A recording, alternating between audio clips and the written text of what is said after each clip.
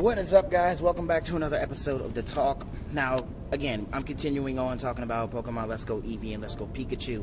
Now, these are two features that I wanted to put in one video because I felt like they fell under the same diameter in terms of player perspective. So we're going to talk about this. Now, this screenshot you see is the female protagonist with her Eevee atop of her head, atop an Onix's head. Now, if that's not dope enough, we're going to have this conversation real quick. Now, for those of you who remember playing Gen 1, I know I sure do, we all know that there are those little branches in certain areas that you cannot get to unless you make your Pokemon an HM slave, which we've all done from generations 1 to about, I would say about 5, if I'm not mistaken. You know, don't at me if I'm wrong. But the fact that you can travel via your Pokemon now is all the more classic because now we don't have to worry about teaching our Pokemon fly or waterfall or surf or anything like that, because that means, in particular, for example, you know how when you had rock climb, back in Diamond and Pearl, you could use that to scale tall buildings or rock fixtures. Now you have Onix. And as it seems that in this screenshot here, obviously Onix is very prominent and he's doing his thing. So the thing about it is, rock climb in Diamond and Pearl / Platinum, you would have to use rock climb, which again, you would have to make a Pokemon an HM slave for that. Now you can use your Onix, which I'm hoping that you can scale up a wall with no problems.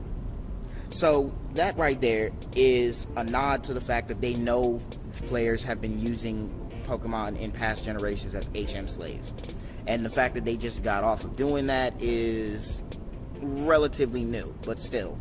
Anyway, moving on. The next thing is this screenshot right here. Now we're gonna call this tag team, literally. As you can see, we got both male and female protagonists. Now this is pretty cool. Now, I actually wanted to go ahead. I've been wanting to talk about this since the trailer came out, but I wanted to, break bits and pieces of each and everything about the trailer itself into separate videos, just so everybody can understand where I'm coming from. So, as you can see, both players are on their way into, I believe it's, I think it's Mount Clefairy, I think? I'm not sure, but I know it's like close to to Pallet Town, so I'm trying to remember, but hopefully I wasn't fucked up on that one. But anyway, as we saw in the trailer, you can drop in, drop out, or what it seems like at least, and you can team up with a player, and I guess online co-op is a thing as well, because I'd imagine that it would be. So, point being is, you can do that, team up, and have tag team battles with your partner, and wait for it, what they call dual capture, which means, how can I explain this? If one of you doesn't have a specific Pokemon, like in the trailer, it shows both the girls catching a Clefairy, meaning that those two players did not have Clefairy altogether. And if one of you throws a Pokeball, you can get that Clefairy, and the other player does not get that Clefairy because it was their choice not to. Now, whether or not you can do this in gym battles, or the Elite Four, or the Pokemon League in general, I don't know. I'm hoping I'm right, because that would be dope.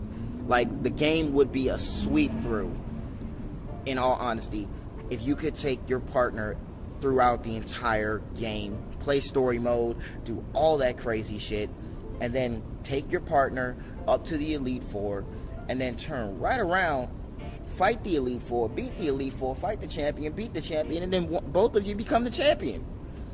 It sounds crazy, I know, but still, it's lit. But here's where, just like what I spoke about earlier, the whole Onix thing, we saw in the trailer as well that both male and female protagonists, they had an Electrode and a Gengar following behind them with their starter Pokemon atop their shoulder and atop their head respectively. That means, say for example, if I have a Charizard and my friend has a Pidgeot, that means we can fly alongside each other. But how that's going to work, I don't know. I'm really hoping that they show something at E3 that can get us up to date with its connectability and stuff like that.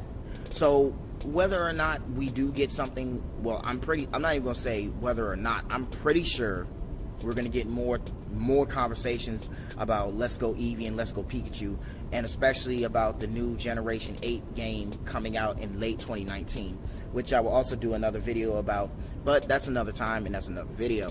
So let me know what you guys think in the comments below. I'd love to hear what my fans have to say. Thank you guys for watching.